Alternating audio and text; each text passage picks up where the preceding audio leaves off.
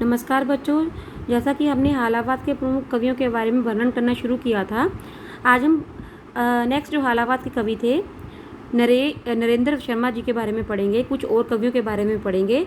तो अब तक हमने ये पढ़ लिया है कि हालावाद के प्रवर्तक बच्चन जी को माना जाता है, और आज हम नरेंद्र शर्मा जो कि हालावाद के कवि हैं उनके बारे में डिस्कस करेंगे।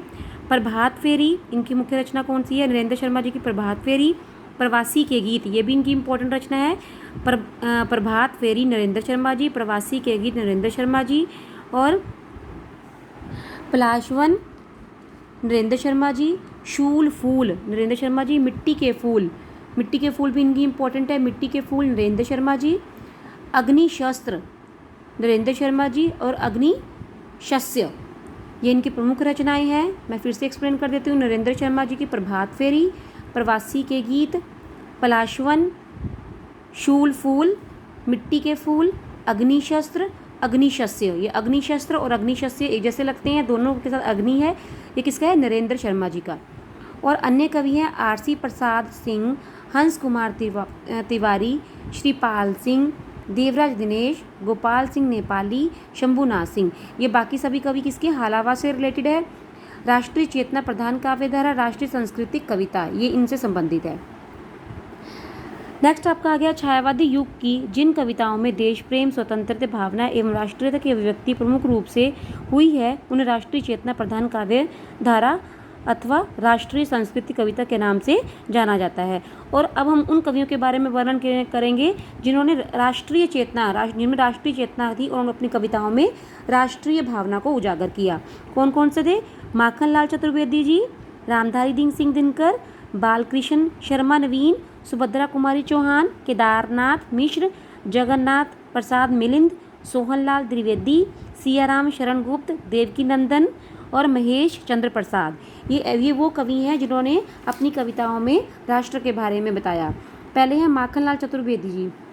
हिम करीटनी इनकी बहुत इंपॉर्टेंट रचना है। हिम करीटनी माखनलाल चतुर्वेदी जी। हिम तरंगनी, दोनों में हिम आता है, हिम वाले दोनों ही माखनलाल चतुर्वेदी जी हैं। माता माखनलाल चतुर्वेदी, समर्पण माखनलाल चतुर्वेदी, युग चरण, वेणी लो गूंजे धारा माखनलाल चतुर्वेदी। पुष्पी अभिलाषा कविता बहुत इंपॉर्टेंट है, ये कविता है, इसकी विधा ये भी आपने याद रखनी है। सखी वो मुझसे कह के जाते कविता है, ये भी सखी वो मुझसे कहकर जाते, ये भी किसकी है? माखनलाल चतुर्वेदी जी की। पुष्प की अभिलाषा और सखी वो मुझ पे कह के जाते। नेक्स्ट है साहित्य देवता, गद्य काव्य है इनकी। मरण ज्वार। नेक्स्ट है धूम्रवल्ले, बिजली काजल आज रही, ये माखन जी की मुख्य रचनाएं हैं। विशेष तथ्य, माखनलाल चतुर्वेदी जी की मुख्य रचनाएं कौन सी हैं? आप एक भारतीय आत्मा उपनाम से जाने जाते हैं। कौन से कवि जो है एक भारतीय आत्मा के नाम से जाने जाते हैं? वो है माखनलाल चतुर्वेदी जी। नेक्स्ट आ गया आपके द्वारा प्रभा, करमवीर एवं प्रताप नामक तीन पत्रिकाओं का संपादन कार्य किया गया। ये बहुत इंपॉर्टेंट है। प्रताप नाम की जो पत्रिका है मोस्टली एग्जाम में आती है कि जो प्रताप नाम की पत्रिका है वो किसके द्वारा संपादित की गई? वो भी माखनलाल चतुर्वेदी जी के द्वारा। प्रताप, करमवीर और प्रभा, 3 पत्रिकाएं हैं ये। 3 पात्रों का संपादन, इन पत्रों का संपादन उन्होंने किया। करमवीर पत्र तो राष्ट्रीय जागरण अग्रदूत माना जाता है। इनके 3 पत्र थे, कौन कौन से? प्रभा, करमवीर और प्रताप। जो इनका करमवीर है उसमें बहुत ही राष्ट्रीय भावना का उजागर किया गया है, और इस रचना को क्या बोला जाता है? इस पत्र को क्या बोला जाता है? राष्ट्रीय जागरण अग्रदूत इनको माना जाता है। नेक्स्ट आपका आगे बालकृष्ण शर्मा नवीन जी। बालकृष्ण जी की रचनाएं बहुत ही हमारे काव्य में बहुत ही इंपॉर्टेंट है। उनमें से कुछ रचनाएं हैं। फर्स्ट है रश्मि रेखा, बालकृष्ण जी। अपलक बालकृष्ण जी। क्वासी, बालकृष्ण शर्मा नवीन, क्वासी इनकी बहुत इंपॉर्टेंट रचना है। बिनोवा सतवन, उर्मिला भी इनकी बहुत इंपॉर्टेंट है बालकृष्ण जी की। और हम विश्वाई जन्म की, ये बहुत इंपॉर्टेंट 3 रचनाएं इनकी। कौन कौन सी? क्वासी, उर्मिला, बालकृष्ण शर्मा जी और हम विश्वाई जन्म के किसकी है?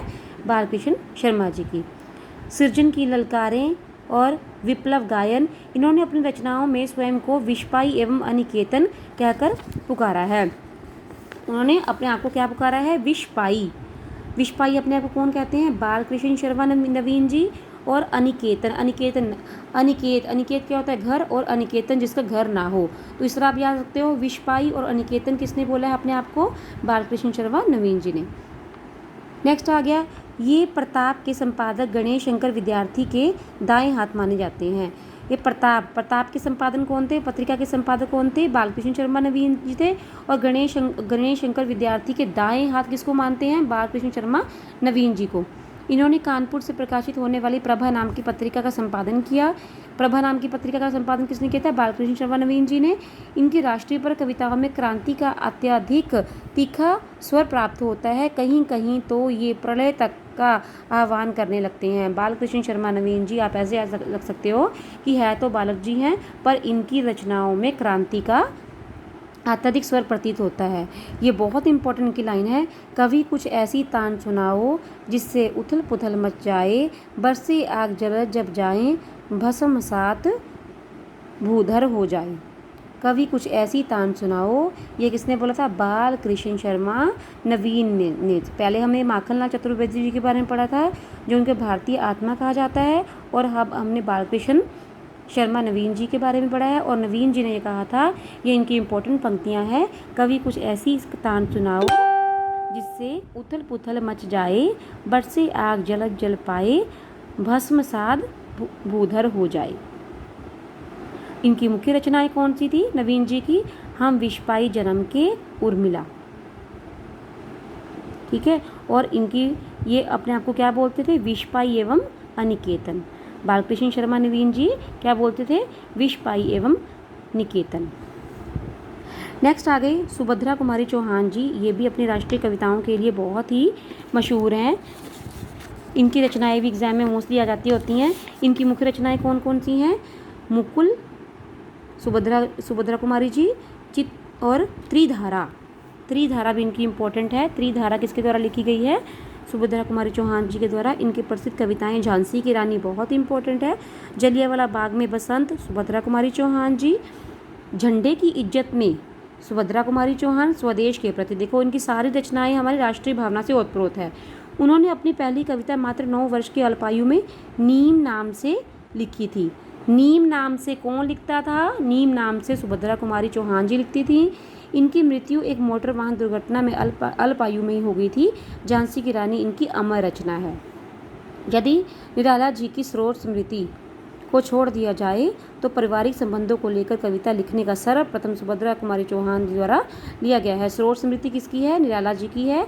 सूर्यकांत त्रिपाठी निराला जी की है। स्रोत स्मृति इन्होंने अपनी पुत्री के लिए लिखी थी।